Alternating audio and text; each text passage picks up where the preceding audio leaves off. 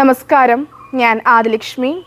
Kazhimbram VPM-SNDP higher secondary വിദ്യാലയത്തിലെ +1 humanities വിദ്യാർത്ഥിയാണ്.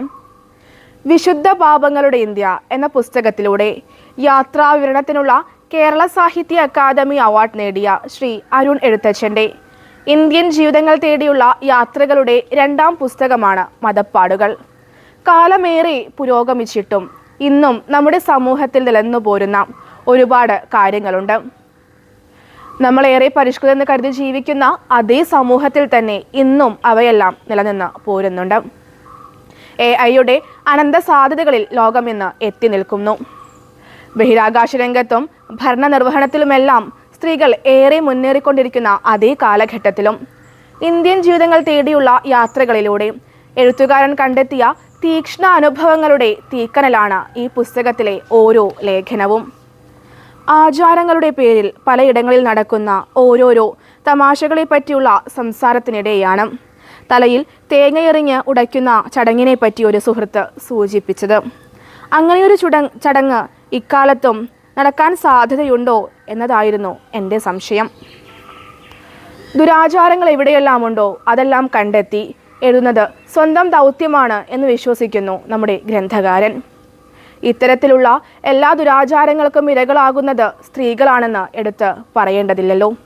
വിശ്വാസത്തിൻ്റെ പേരിൽ ചൂഷണം ചെയ്യപ്പെടുന്ന സ്ത്രീ സമൂഹത്തെ പറ്റിയുള്ള കഥകൾക്ക് ഇന്ത്യക്കകത്തും പുറത്തും ക്ഷാമമില്ല. കർണാടകയിലും മഹാരാഷ്ട്രയിലും മറ്റും നിലനിൽക്കുന്ന ദേവദാസി സമ്പ്രദായവും ശൈശവ വിവാഹത്തെയും എല്ലാം പറ്റി ഓർത്തു നോക്കുമ്പോൾ ജാതിയുടെയും മതത്തിൻ്റെയും പേരിൽ ഇന്ത്യയിൽ നിലനിൽക്കുന്ന വിചിത്രവും ഭയാനകരവും അത്ഭുതകരവുമായ ഓരോരോ കാര്യങ്ങളും ഈ പുസ്തകത്തിൽ എടുത്തു തന്നെ ചിത്രീകരിക്കുന്നുണ്ട്. ഇത്തരത്തിലാം നോക്കുകയാണെങ്കിൽ പുരോഗമന ചിന്തയായിരിക്കണം ഒരു പുസ്തകം. ജാതിക്കും മതത്തിനും അതീതമായി സമൂഹത്തിൻ്റെ ഓരോ ജീർണതകളെയും എടുത്തെഴുതുവാനും അത് വായനക്കാരിലേക്ക് എത്തിക്കുവാനും ഗ്രന്ഥകാരന് സാധിക്കുന്നുണ്ട്. അത്തരത്തിലെല്ലാം നോക്കുകയാണെങ്കിൽ വളരെ മനോഹരമായ ഒരു വായന അനുഭൂതിയാണ് ഈ ഒരു പുസ്തകം നമുക്ക് പകർന്നു നൽകുന്നത്. ഈ പുസ്തകത്തിൻ്റെ അവതാരികയിൽ MN കാരശ്ശേരി മാഷ് പറയുന്നത് പോലെ വിശ്വാസത്തിൻ്റെ വകയിൽ ദരിദ്രരും നിരക്ഷരരുമായ പാവങ്ങളെ, വിശേഷിച്ച് സ്ത്രീകളെ ചൂഷണം ചെയ്യുന്നതിനെതിരെ ഉയർത്തപ്പെടുന്ന പ്രതിഷേധത്തിൻ്റെ അടയാളമാണ് മതപ്പാടുകൾ.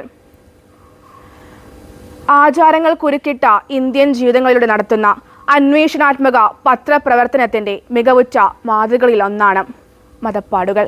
നന്ദി.